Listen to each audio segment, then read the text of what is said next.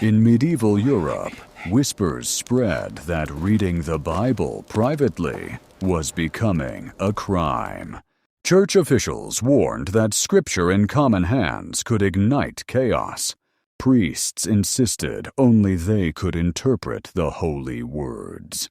Ordinary villagers grew fearful of even touching sacred texts. Rumors spread that the church planned a full ban. A single Latin decree soon changed Europe forever. The decree declared unauthorized Bible reading a heresy. Panic rose as people realized possessing scripture meant death. Secret Bible owners buried pages beneath stone floors. The church believed it was protecting divine truth. But many saw only control tightening around their lives.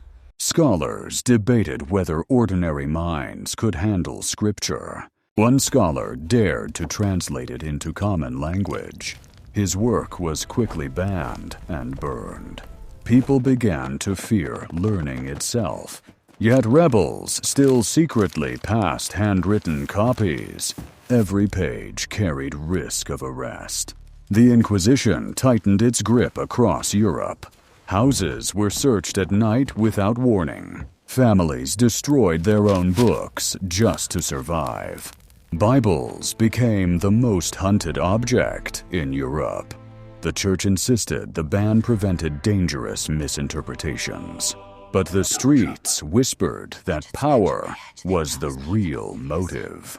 The forbidden book grew more desirable than ever. People risked everything for a glimpse of sacred truth. The church prepared stronger punishments to stop the spread. Europe plunged into an age of fear and silence. But a spark of rebellion continued burning in hidden hearts. Secret groups formed to protect the forbidden word. And the church had no idea how big the uprising would become. The Inquisition spread its network across villages, hunting scripture rebels. Church towers watched every market, every home, every whisper. Secret readers met only at night, terrified of spies. One captured translator confessed under torture to protect his friends. His unfinished translation became a priceless treasure.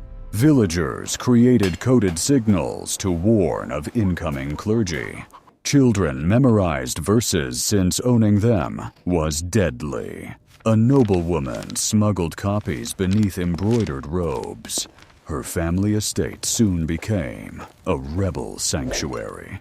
Meanwhile, the church formed elite scripture hunting squads.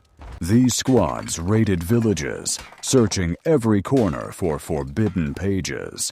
Many villagers destroyed books before the guards arrived.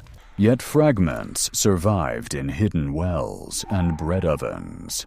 The church pinned wanted posters for translators across Europe. One translator disguised himself as a monk to travel safely. At night, he spread pages in different towns to confuse trackers. The rebels developed underground tunnels to move forbidden texts. Inquisitors discovered some tunnels and sealed them with iron. Yet new tunnels opened every month. Europe had become a battlefield of truth and fear. A captured priest secretly helped rebels from inside church walls. He believed faith belonged to people, not councils. His forbidden kindness inspired many followers. But church spies soon tracked his movements. Soldiers arrested him during Mass, shocking the congregation.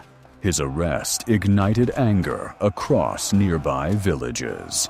Rebels vowed to continue his mission at any cost. More translations circulated quietly across borders. The church realized the movement was far bigger than expected.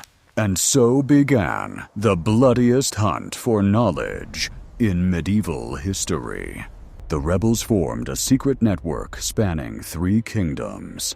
Hidden safe houses stored copied verses written on thin parchment.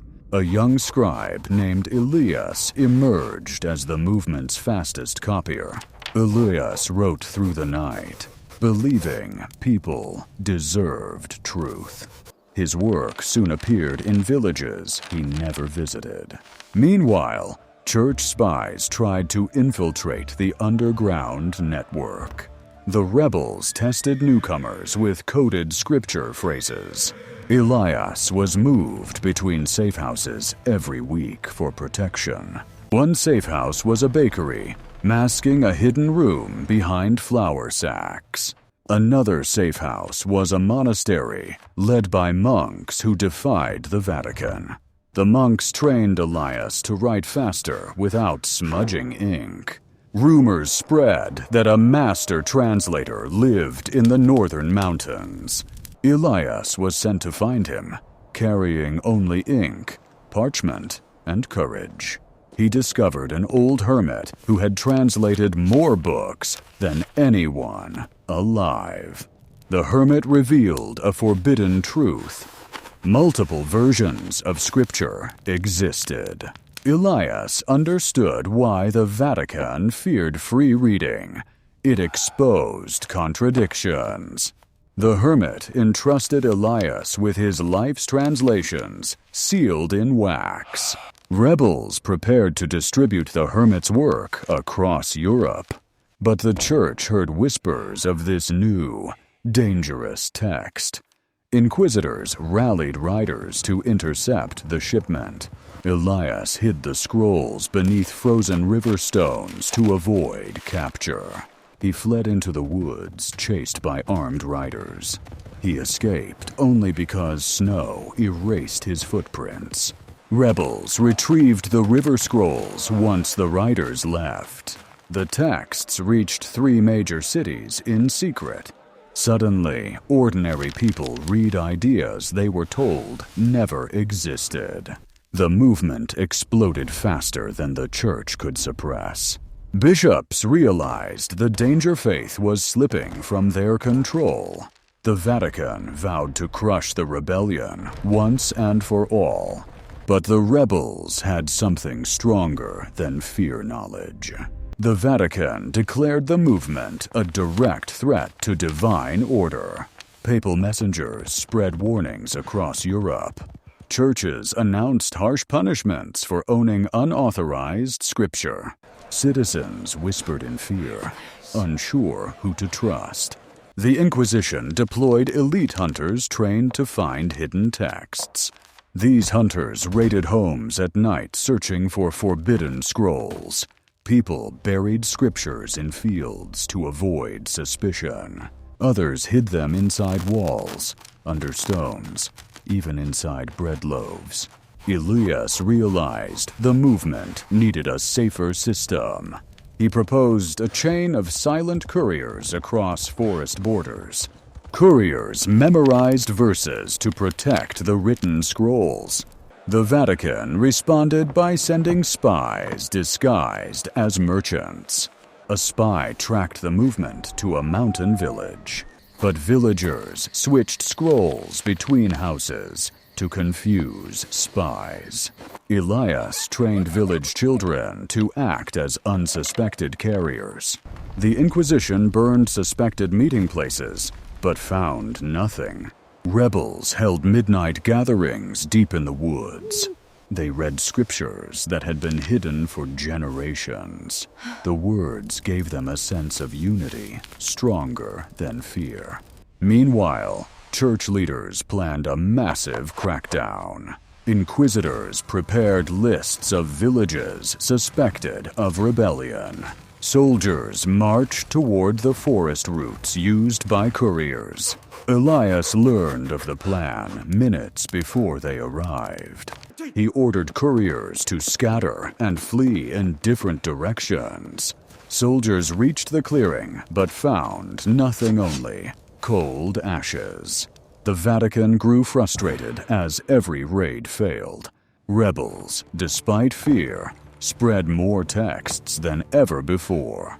Europe's ordinary people began questioning the Church's secrecy. The forbidden words were changing minds faster than the Church could act. And soon, the Vatican would unleash its most ruthless strategy yet. The Vatican formed a secret tribunal to eliminate Scripture rebels forever. Orders were issued to arrest anyone caught with translated pages. Inquisitors marched into border towns with iron chains. Elias warned the rebels that Rome was preparing a purge. Messengers scattered the warning across valleys and mountains. Villagers hid entire chests of Scripture under wells and stables. The Vatican demanded total surrender from all suspected regions. But instead of surrendering, more people joined the movement. Rome realized rebellion was spreading like wildfire. The Pope authorized a sweeping operation across multiple kingdoms. The operation began with raids at dawn in remote villages. Families destroyed scrolls to protect each other. Some rebels escaped through hidden forest tunnels. Others were captured and interrogated for secret meeting locations. Elias remained undetected, moving base to base silently. He sent coded letters disguised as farming logs. The Vatican ordered spies to pose as refugees to infiltrate groups. A spy gained the trust of a small reading circle. But Elias sensed betrayal when messages stopped arriving. He sent scouts to locate the missing members. Scouts found evidence of a secret prison used for captured readers. Elias planned a rescue mission despite the risks. At midnight, they infiltrated the prison disguised as guards. Inside, they located the missing rebels locked in stone cells. The escape was silent. No alarms, just footsteps in darkness. This rescue humiliated the Vatican's most feared tribunal. Rome intensified its crackdown, ordering harsher penalties. Meanwhile, translations multiplied faster than authorities could seize them. The printing press arrived, changing everything. Thousands of Bibles were suddenly produced in local languages. Rome was overwhelmed as books spread across borders overnight. People read openly, defying centuries of silence. Kings realized the Church could no longer control knowledge. Some kingdoms supported translation to weaken Rome. Elias witnessed a revolution he helped ignite. The Vatican tried one last attempt, banning all new translations. But the world had changed. Fear no longer worked. Hidden texts became public books, and whispers became voices. Rome slowly accepted defeat as censorship crumbled. The Forbidden Bible was now unstoppable. Europe entered a new era where reading became a right, not a crime. Scholars preserved every rescued manuscript from past centuries.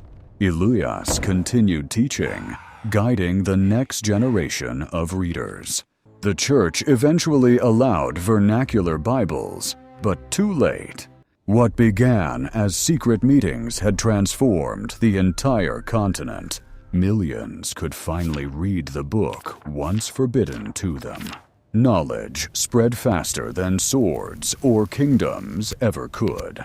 The fearful silence of centuries was finally broken. In the end, a hidden underground movement reshaped the world.